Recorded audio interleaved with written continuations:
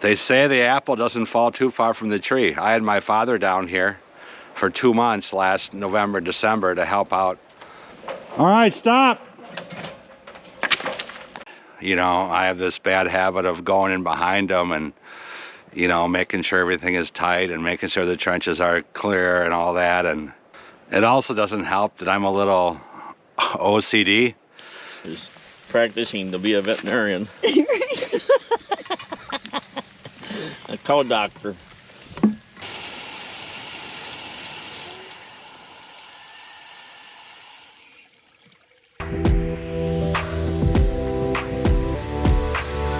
This is actually a 4-episode series, 4 parts, and RV park infrastructure.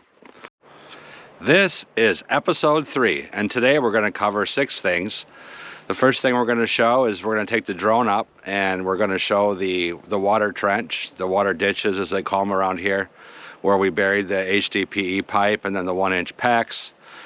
And then we're going to go on to installing the water backbone, the 2-inch HDPE pipe, followed by some gate valves, some 1-inch or 2-inch actually M&H in the ground gate valves. These things are heavy cast iron.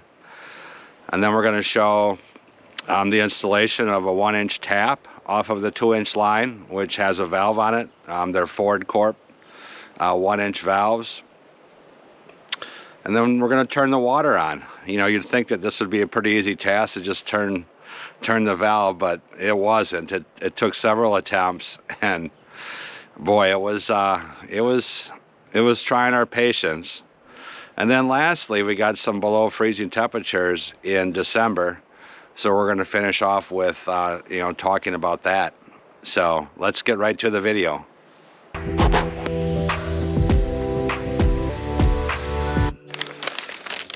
So in the last video, I had showed the design and I walked back, you know, where the water was going, the water backbone. And today we're going to do something similar. We're going to use the drone to show the ditch. So here we have the drone actually launching up. This is the U55 Kubota excavator that we rented last year to do the trenching here. And we're gonna go up here and you'll see the S-curve that was dug in, you know, from the road back. And then also the pile of PEX is laying there. Now we're turning around and going the other direction from the road back in like the video showed last time. And you'll see the S-curve here. And then we'll come up to the first 1-inch PEX trench. You'll see that across the road. The excavator is sitting there. There's a lot of open ditches for the electrical we were doing at the same time. Those cross. So the water goes straight up and down the screen, and then you'll see the electrical trenches across it onto the power panel, the second power panel in the back. Now when I trenched that water, I also did some crosses. I roughed in some crosses there so I didn't have to trench around the water after the fact. And then finally when we get you know, to the back of the property here, we're going to go up high and show the beautiful scenery around here. This was in October, end of October last year. You can see all the pretty fall colors and the beautiful horizon. And then we're going to turn around one more time and go from the back to the front. And you can see the trenches again, all the crosses. And we dug all of our trenches about 24 inches deep here. I think technically in Tennessee they only have to be 12 to 18 inches deep. I'm from Wisconsin, and you know, we're used to putting water 36 inches down below the frost line. So I wanted to err on the side of caution and, you know, put the water trenches extra deep in our install here. And then finally we're, you know, reaching the front of the property. So I hope that helps clear up some more of the, you know, the water infrastructure. I think it was pretty clear in the last video, but hopefully this helps clear it up some more. All right, here's my 2-inch PEX that got delivered to the city. They say the apple doesn't fall too far from the tree. I had my father down here for 2 months last November, December to help out with some trenching and the water, and loved having him here. Loved my father very much, and I dedicate this video to him. But after spending 2 months with your father, or if you're a daughter spending time with your mother, you can start to get on each other's nerves. Now, don't get me wrong. I mean, it was a very pleasurable and a good time, but there was a couple times when we really got on each other's nerves. You'll see a little bit about that in this video when we are running the HDPE pipe off the trailer, and we started unrolling it here, and I guess my dad thought we were gonna just unroll the long pipe and and then put it in the ground. I had concerns about that method, and I was recommended to, as you unroll the HDPE pipe, to put it right in the trench. So I stopped the rolling, and we started doing it in the trench my way. And then we got to a certain point, and I yelled, "Stop!" And my dad, you can kind of see it. He threw down the pipe because he was I was getting on his nerves, and rightly so. It would have been fine if we would have just unrolled it all and then put it in the trench, I suppose. I was worried about it all springing back like a slinky. So the reason I yelled stop is because the coil of the 2-inch HDPE has bands around it to hold it together. And there's two sets of bands. There's a set of bands that holds the whole coil together, and then after you unroll about half of it, there's another set of bands that hold the inner coil together, and it allows you to unroll in more of a controlled fashion. So the reason I yelled stop is because we were getting to the inner bands, and if we would have kept going, it could have damaged the pipe. So again, Dad, love you very much. And thankfully, you came down and helped us. We could not have done it without you. I really appreciate it. And as I record the video for this video here in April, you're planning on coming down here in a few days. I can't wait to see you. So, love you, Dad. It also doesn't help that I'm a little OCD. Maybe not over the top OCD, but I've always used the excuse that no one can do it better than I can do it myself, when it comes to car repairs or any of that kind of stuff. So it's really hard for me to, to give up control and, allow people to do other things for me. So I think that kind of weighed on my dad as well, whether it be a trench he dug or some bolts he tightened. I have this bad habit of going in behind him and making sure everything is tight and making sure the trenches are clear and all that. And I don't know for a fact, but I think that irritated my father a little bit. And that's something that I need to work on personally. So trying to get better at it. None of us are perfect, but it's really hard for me to, to give up control of some of these projects and let others do them. So working on that, Dad.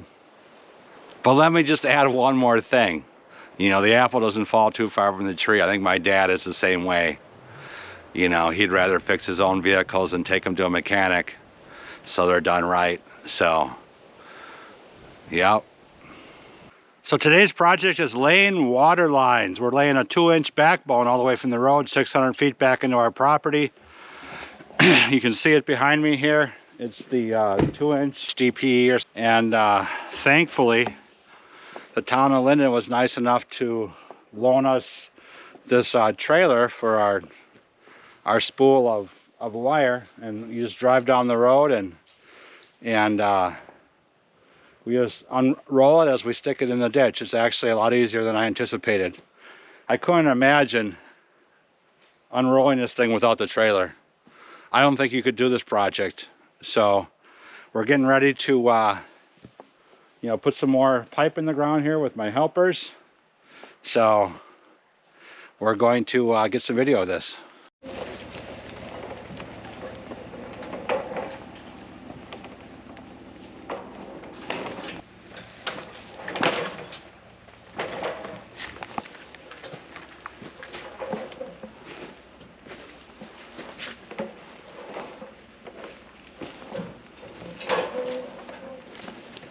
All right, stop.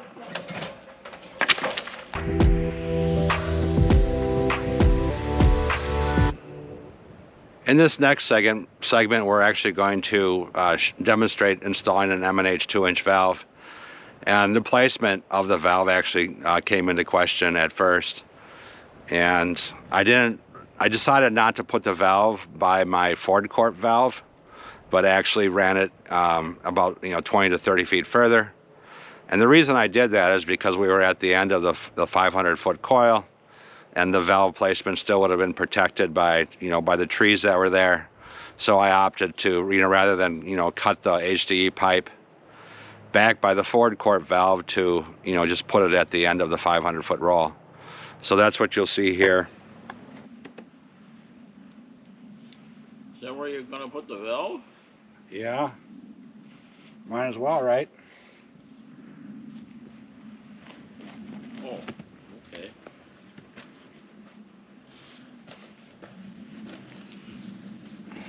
I think I need to cut this off because it won't start.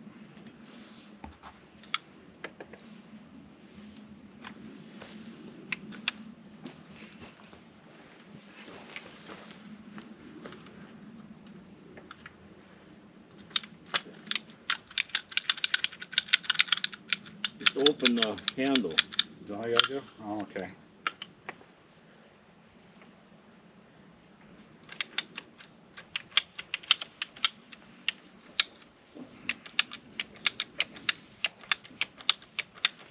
Pretty handy, huh? Oh yeah. And in the first video, I showed some of the materials used, and there were gripper rings and gas inserts. So here you see where we're putting a gas insert in to the end of the pipe. Now the reason why we put a gas insert in there is to keep the pipe from collapsing, so it gives it more strength. And they call it a gas insert, but you can use them for water line or gas, I suppose. You can't really press them in. Later on, after we did some other valves, we found that we could use some Vaseline and get them to slide in a little bit better. And the warmer weather also helped too.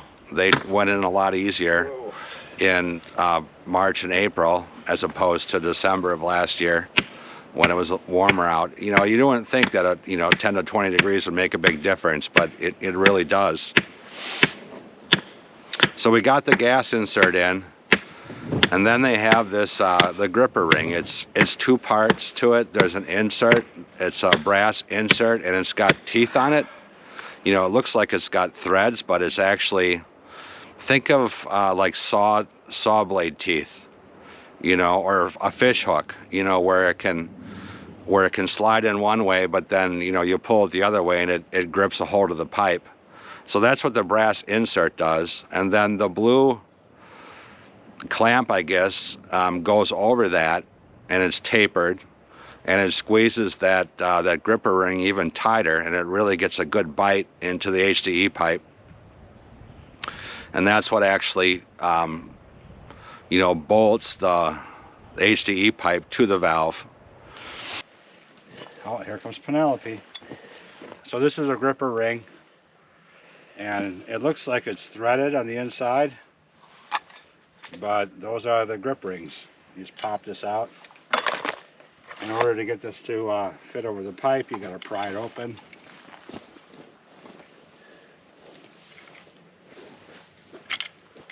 So it'll fit over the pipe.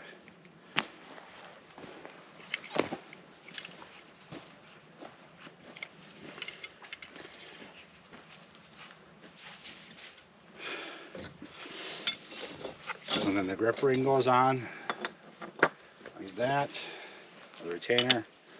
This goes on over the top of that.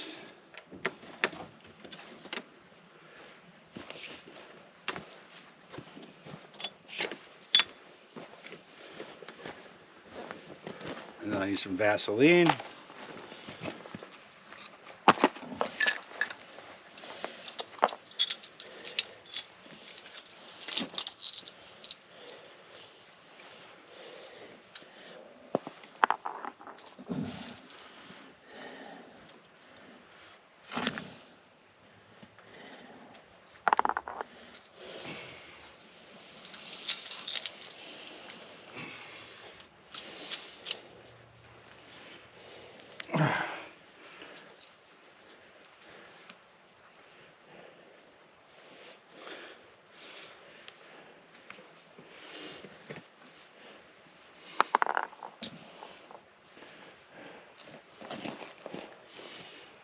Yeah.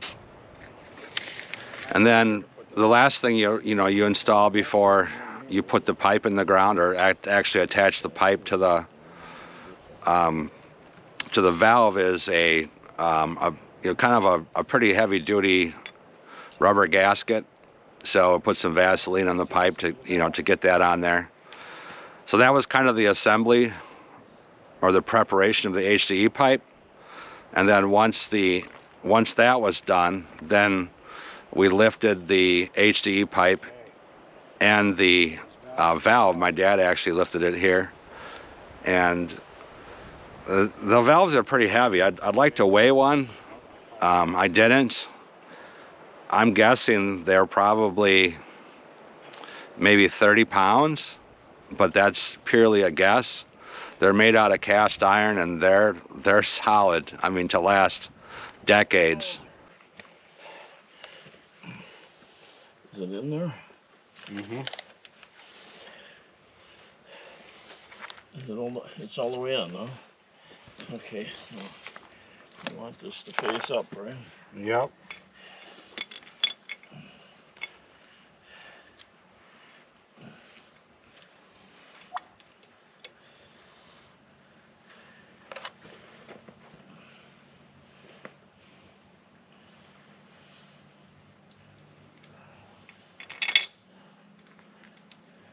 We also learned the hard way that once you tighten these down, there's no turning the valve upright. So orientation is important.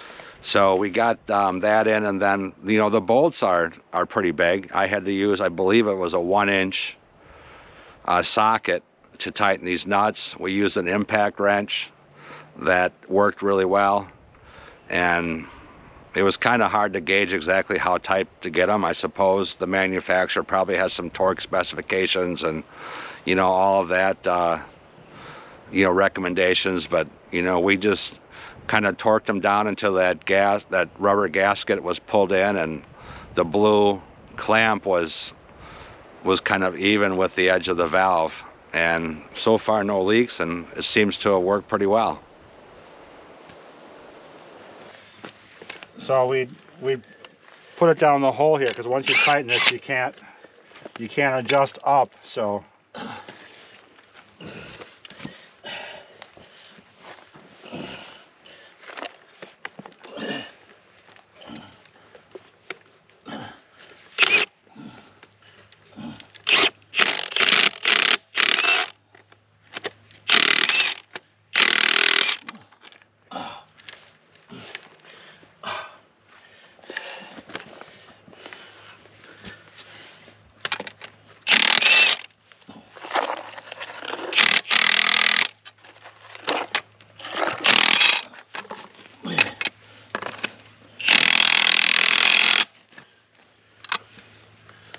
Good. I think we're a little kittywampus on this side here. Have to take a look at it. Let's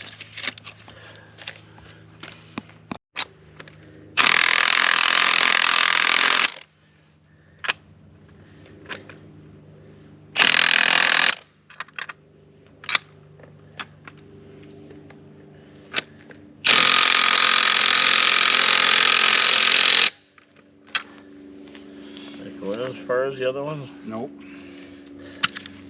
I think if they said to make sure it bottoms out on the bottom. I don't think that's such a good idea. Because then how's it supposed to pull the pipe in tight? Well, if they say that's supposed to go up flush, then I would do that.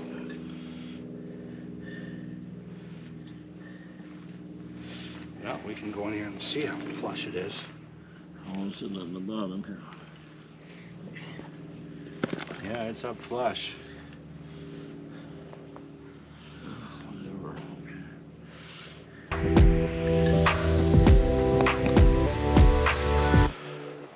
In this part, we're going to show the installation of the 1-inch Ford Corp valves. Now, these valves are pretty interesting because they got several parts to them, or they actually serve two functions.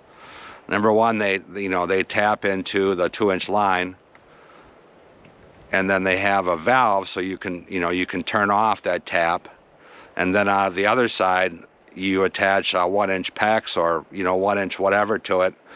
I believe you can even use PVC water or PVC water pipe if you wanted to.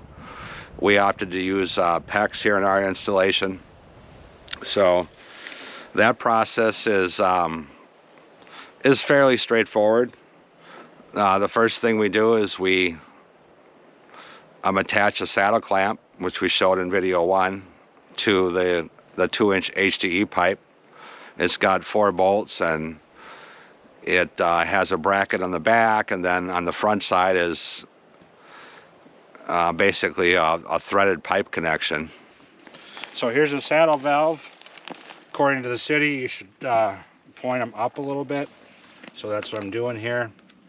I'm just going to tighten them down.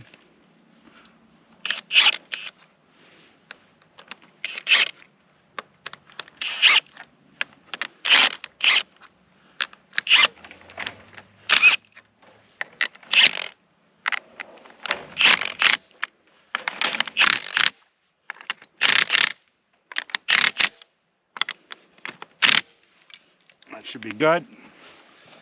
And then we're going to take our drill bit. We're going to drill a hole through here.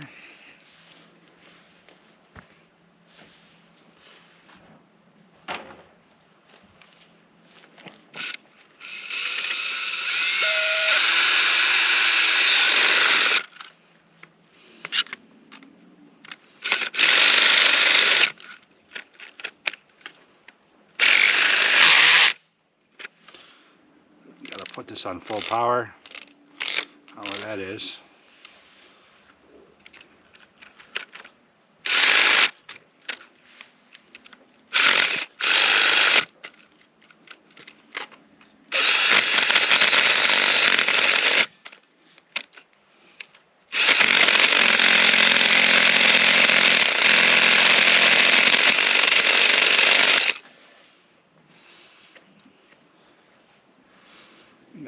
I don't know what size it is, but it has at least a 1-inch inside diameter pipe. So I don't know, it might be 1 3/8 or somewhere around that size. I'm just guessing, maybe 1 1/4 threads, female threads in the saddle clamp. And the reason why I'm guessing that way is because I was able to take a 1-inch wood drill bit, through that saddle clamp threads, and drill a hole in the side of the HDPE pipe.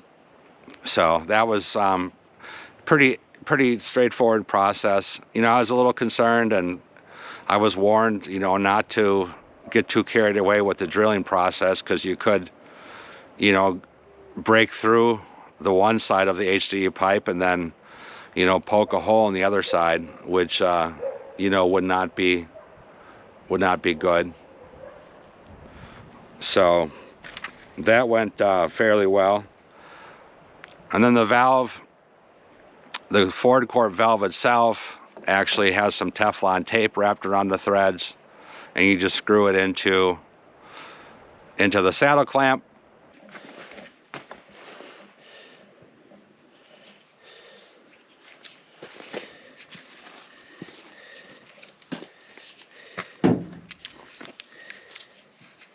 The manufacturer recommends some Teflon tape on these 1-inch tap valves.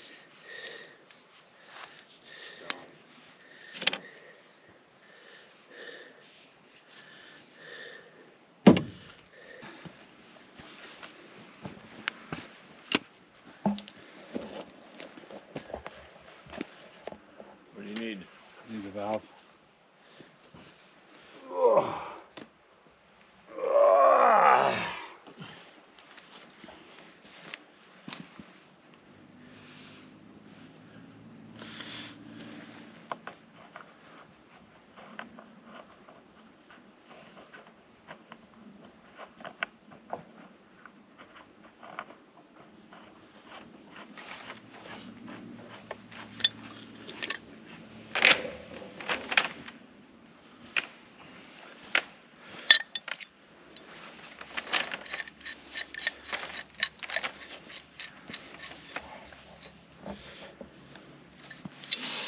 All right, according to the manufacturer, you're not supposed to use vice grips with teeth.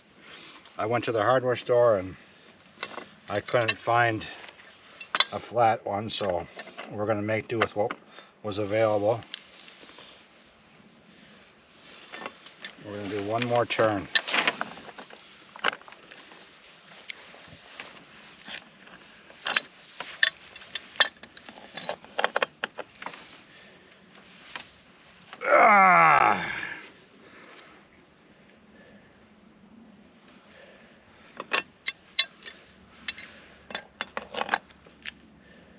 Have it face up.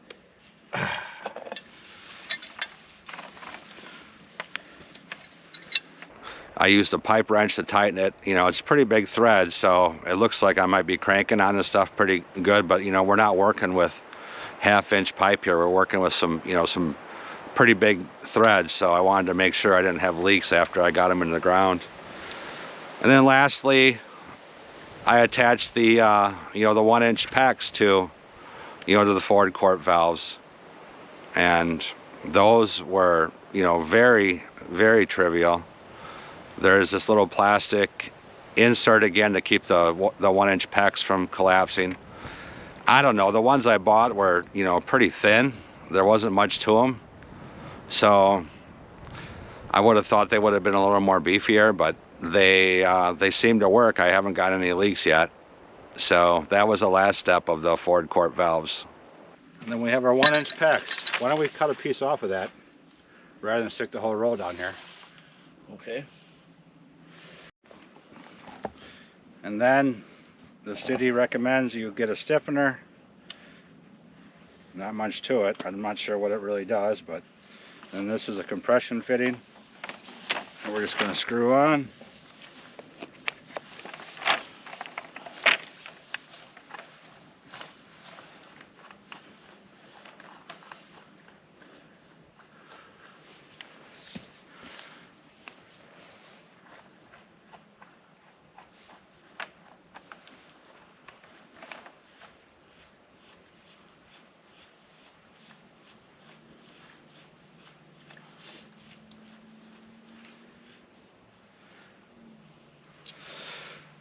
Then just the last couple turns is all that needs to be tightened.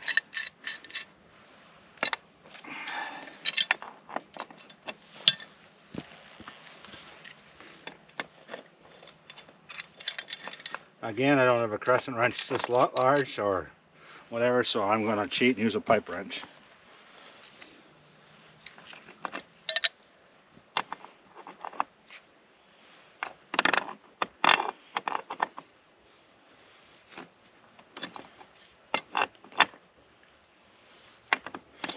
And this one I just tighten up until it bottoms out,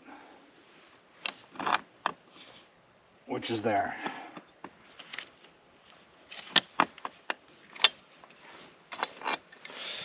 And that's all there's to it.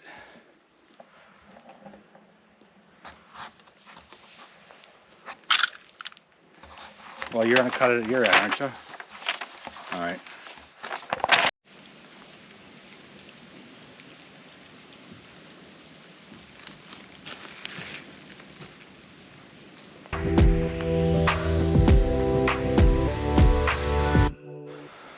All right, now for turning on the water. I had this whole video vision in my head of having my dad at the road to turn the valve on, and then Jody and I, or Comet, Muffin and I, would be at the other end of the 500-foot pipe, you know, waiting for the water to come out. So we got the HDPE pipe installed and the valves installed on a Saturday, starting to get dark, and we decided to try to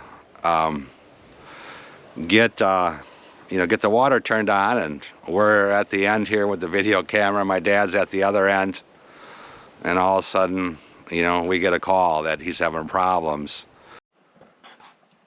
So it took us a day and a half to run this 500 feet of 2-inch, and we're getting ready to turn it on for the first time. So must be Dad calling. Turn it off. So that was the first attempt that failed, and had to go up and see what was going on. And the tool that we had just would not seat on top of the valve. So that was attempt number 1. Attempt number 2. So on Sunday we got up and we tried to turn the valve on again. We did confirm that that the tool we had was just not the right tool for the valve. So we tried to improvise. We tried to make one out of wood. I don't know. Sometimes you just kind of try stuff, and sometimes it works, it doesn't. We used a chainsaw to cut a groove in the end of the 2x4 and try to turn it with that. So that was attempt number 2. That failed miserably. And on to attempt number 3.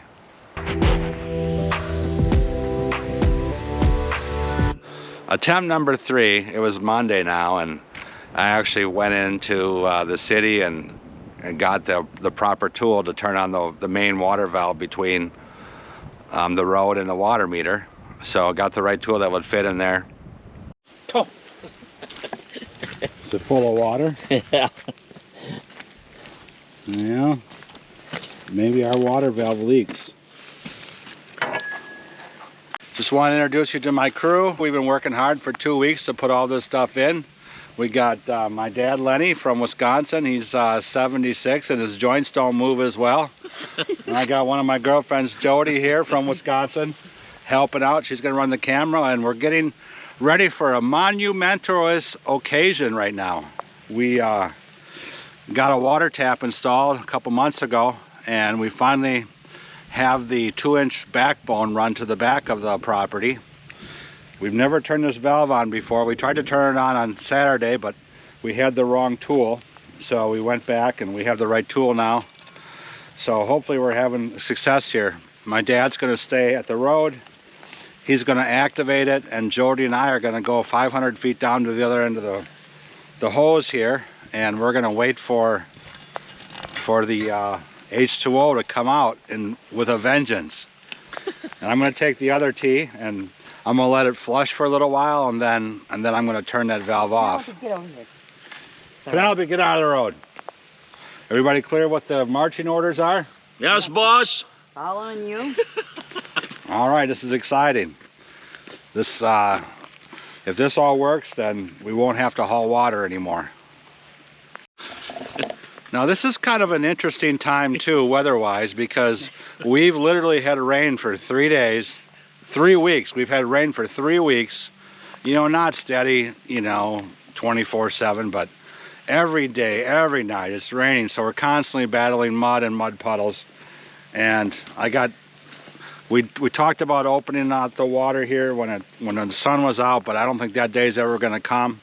So we decided to put our rain gear on, and we're actually going to turn on our water while it's raining. How fitting is that? And got the tool on there, and again we went to the end. We're waiting for my dad to turn on the water, and again there was problems.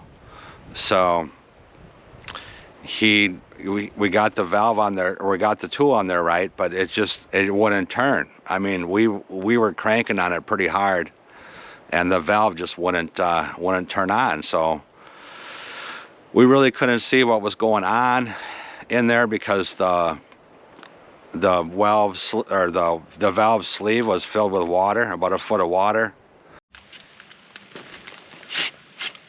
This is in, so I don't know. I assume, does it say which way the rotation is supposed to be? Yeah, it says the rotation. Yeah, you got it right. Oh, no, you got it wrong. No, this is the in, it says. Oh, it is. So you gotta. It says the rotation is. Yeah, so that's right. That way, right? Yep. Yeah. So we went to turn the water on, and we can't see the valve because it's full of water because of all the rain. So we're gonna try to suck out enough of the water. Okay, let it go.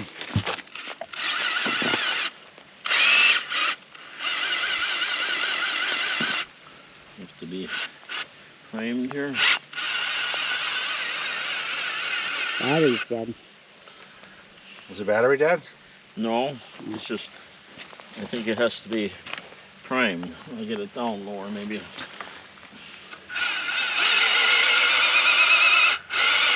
Stuck on the end. You suck on it. Oh my God.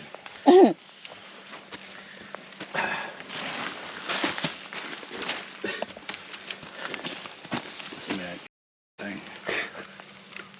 Foiled again.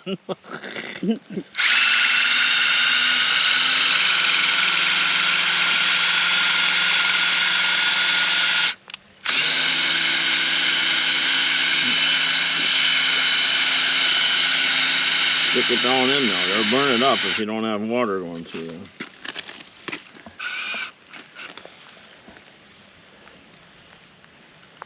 We're going the right direction, right? Try the other end. Oh my God.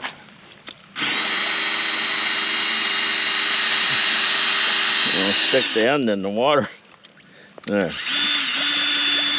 Why is it blowing it out? That's the wrong way.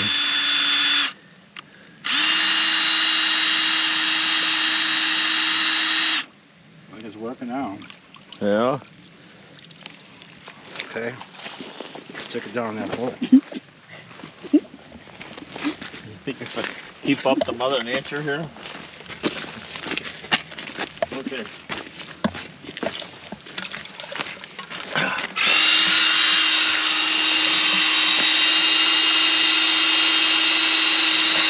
Let's drain that all off. None's coming out yet though.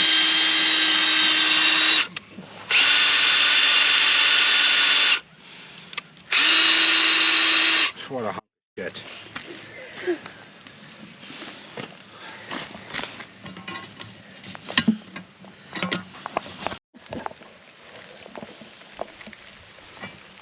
Just practicing to be a veterinarian. A cow doctor. Reaching in.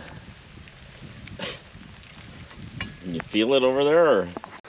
So I tried to feel around down in there, you know, see if there was a lock on it or some sort of tab you had to press to release it, or, you know, whatnot to, you know, to get it to turn on. And tried to suck the water out of the hole, and that just, so we could see what was going on, it just failed miserably. So that attempt failed.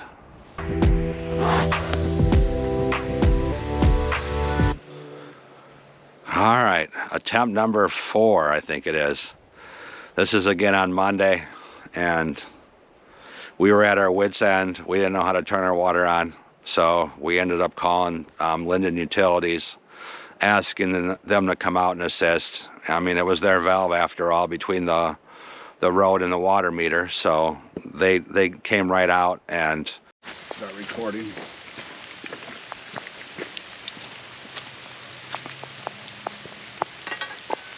all right. Start lowering it. Turn it on. Yeah, lower it down. Get down here on the valve.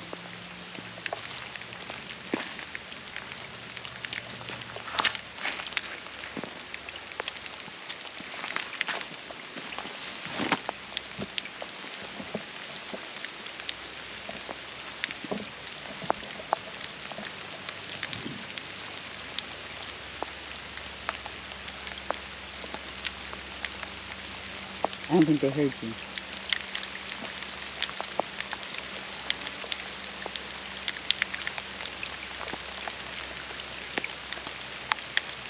Go ahead.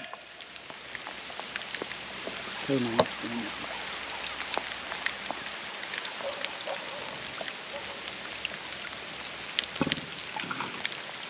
Oh, I hear water coming. I do too.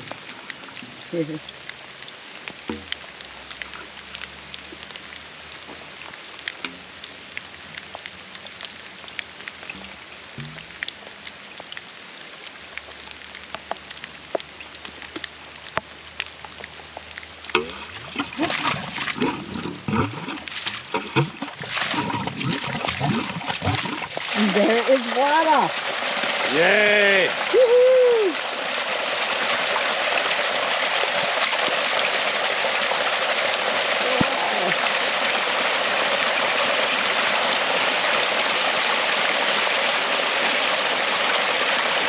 Aren't you happy? Yes, we have water.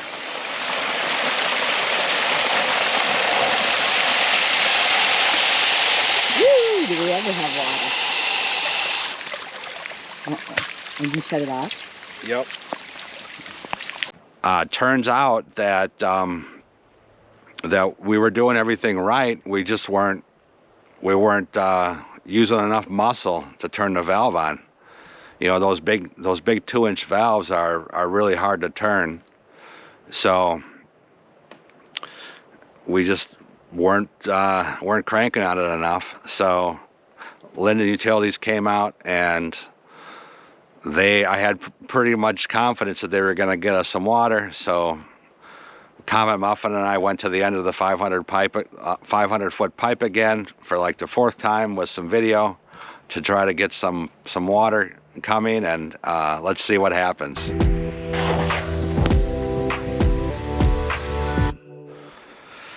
So yeah, we finally got the water turned on, and everything was hunky-dory. I didn't have everything buried yet because I wanted to just make sure there were no leaks and everything. So the HDPE and the valves were in the ground, but nothing was underground yet and protected from freezing. So December 18th came, and we got some below freezing temperatures. I mean, we're talking, I think it was, you know, down in the teens, maybe 10 degrees, maybe even lower. And my water ended up freezing up in my RV.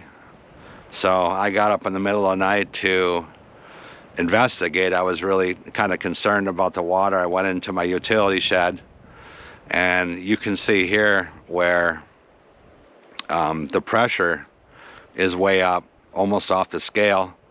Normally we get about 65 psi here, but you know, we were way over. I think it was like 120 here. I have the valve showing, or the meter, the pressure gauge. So I got really concerned about busted pipes and stuff that were exposed, and I went out to that last valve and just opened it up and just made sure that we had some water flowing through there and relieve any pressure that was in there.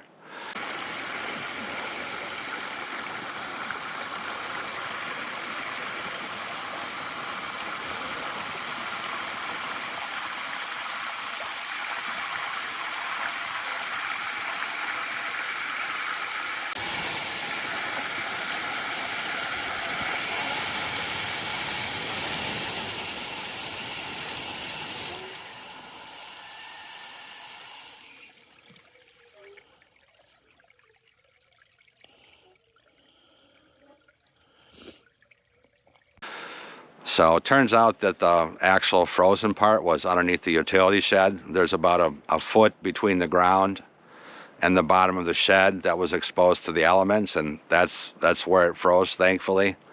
And nothing got damaged, so pretty excited about that.